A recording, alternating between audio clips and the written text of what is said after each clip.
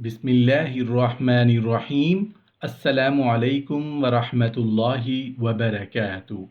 سو کر اٹھنے کی پیاری سنتیں، سو کر اٹھنے کا نبوی طریقہ، سو کر اٹھنے کا سنت طریقہ۔ نیند سے اٹھتے ہی دونوں ہاتھوں سے چہرے اور آنکھیں کو ملیں تاکہ نیند کا خمار دور ہو جائے۔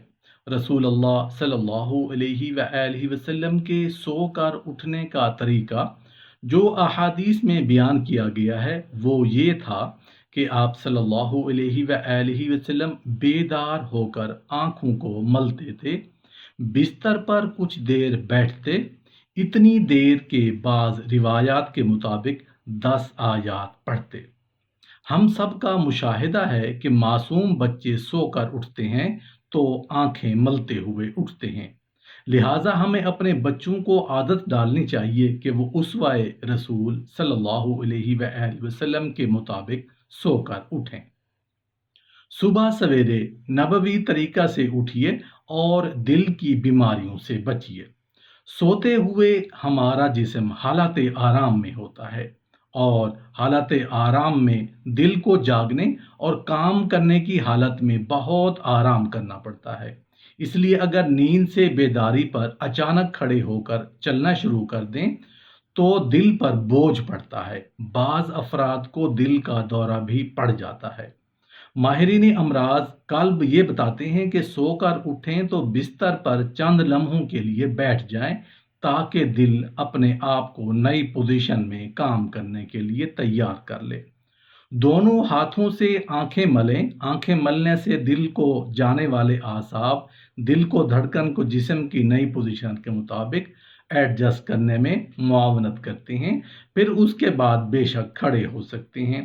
جب نیند کا خمار دور ہو جائے تو 3 بار الحمدللہ کہیں، پھر 3 بار کلمہ طیبہ لا الہ الا اللہ محمد الرسول اللہ پڑھیں، پھر یہ دعا پڑھیں، الحمدللہ الذی احیانا بعدما اماتنا والیہ النشور۔ نبی کریم صلی اللہ علیہ وآلہ وسلم نے فرمایا، جب تم میں سے کوئی شخص اپنی نیند سے بیدار ہو تو ہرگز اپنا ہاتھ پانی کے برتن میں نہ ڈالے یہاں تک کہ اس کو 3 مرتبہ نہ دھو لے، کیونکہ وہ نہیں جانتا کہ رات بھر اس کا ہاتھ کہاں رہا ہے۔ جب بھی سو کر اٹھیں تو مسواک کریں۔ سو کر اٹھتے ہی مسواک کرنا علیحدہ سنت ہے اور وضو میں مسواک کرنا علیحدہ سنت ہے۔ دوسروں کو بیدار کیجیے۔ دوسروں کو بیدار کرنے کا طریقہ: اگر بڑی عمر کا آدمی ہو تو اس کی پنڈلیاں اور ٹانگیں دبائیں، اور اگر ہم عمر یا چھوٹی عمر کا آدمی ہو تو اس کے بازو دبائیں اور اٹھانے کے بعد ان کو سلام کریں۔ ان سنتوں پر عمل کرنے کے بعد آپ استنجے کے لیے جائیے۔ استنجے کا بیان: پیشاب یا پخانہ کرنے کے بعد جو ناپاکی بدن پر لگی رہے اس کے پاک کرنے کو استنجا کہتے ہیں۔ نبی کریم صلی اللہ علیہ وآلہ وسلم نے فرمایا، جب جماعت کھڑی ہو جائے اور تم میں سے کسی کو استنجا کا تقاضا ہو تو اس کو چاہیے کہ پہلے استنجے سے فارغ ہو۔ نبی کریم صلی اللہ علیہ وآلہ وسلم جب مقام فراغت میں داخل ہوتے تو اپنا جوتا پہن لیتے اور سر ڈھانپ لیتے تھے۔ نبی کریم صلی اللہ علیہ وآلہ وسلم نے فرمایا، قضائے حاجات کے مقام شیاطین اور موذی چیزوں کے اڈے ہیں، لہٰذا جب تم میں سے کوئی قضائے حاجت کے لیے ان میں جانا چاہے تو اللہ تعالیٰ کے حضور میں پہلے عرض کرے، بسم اللہ اللہم انی اعوذ بک من الخبث والخبائث۔ نبی کریم صلی اللہ علیہ وآلہ وسلم جب مقام فراغت میں داخل ہوتے تو بایاں قدم پہلے اندر رکھتے اور جب باہر نکلتے تو دایاں قدم پہلے باہر رکھتے۔ نبی کریم صلی اللہ علیہ وآلہ وسلم جب حاجت سے فارغ ہو کر مقام فراغت سے باہر آتے تو کہتے، غفرانک الحمد للہ الذی اذہب عنی الاذی وعافانی۔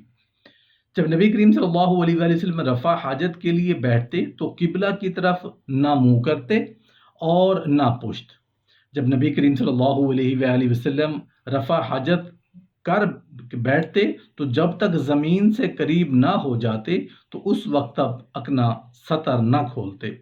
حضرت ابو حریرہ رضی اللہ عنہ سے روایت ہے کہ نبی کریم صلی اللہ علیہ وآلہ وسلم جب استنجے کو جاتے تھے تو میں آپ کو پانی لا کر دیتا تھا تو آپ اس سے طہارت کرتے، پھر اپنے ہاتھ کو مٹی پر ملتے تھے، پھر میں دوسرا برتن لاتا تھا تو آپ صلی اللہ علیہ وآلہ وسلم اس سے وضو کرتے تھے۔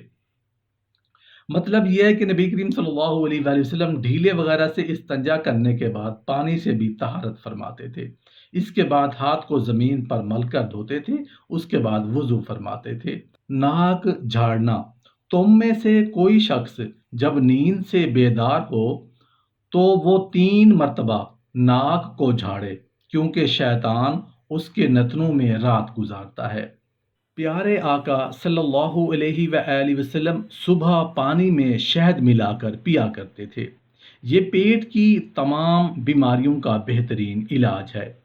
اگر روزانہ 1 کپ نیم گرم پانی میں 1 بڑا چمچ خالص شہد ملا کر نہار منہ پیا جائے تو اس سے وزن اور پیٹ بھی کم ہوتا ہے۔